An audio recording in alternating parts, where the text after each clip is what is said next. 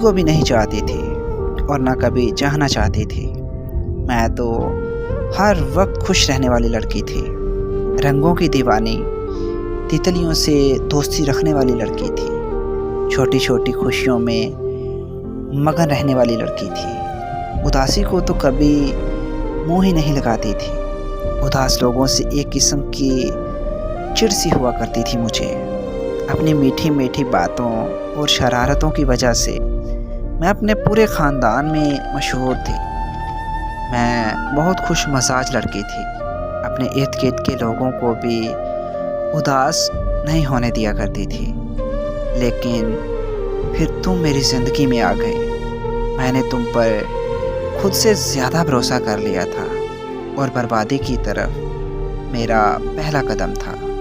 जो लड़की सिर्फ खुद की दीवानी थी, वो अब किसी और की दीवानी हो चुकी थी। तुम्हारा मुझे समझना, मेरी फजूल बातों को भी दिल लगाकर सुनना, तुम्हारी इस अदा ने मेरे मासूम दिल के अंदर मोहब्बत की एक नाजुक कली को उगाया था।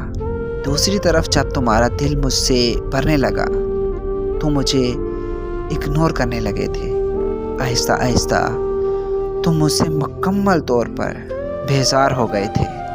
मेरी सब बातें तुम्हें बेकार लगने लगी थी, यहाँ तक कि मेरी दुरुस्त बातें भी तुम्हें चुभने लगी थी।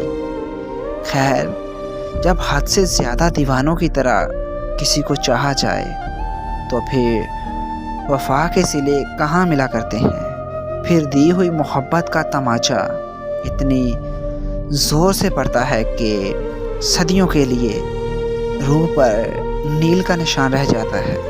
मैं अपनी छोटी सी दुनिया में खुश रहने वाली लड़की अब बिल्कुल खामोश हो गई हूँ, बिल्कुल खामोश।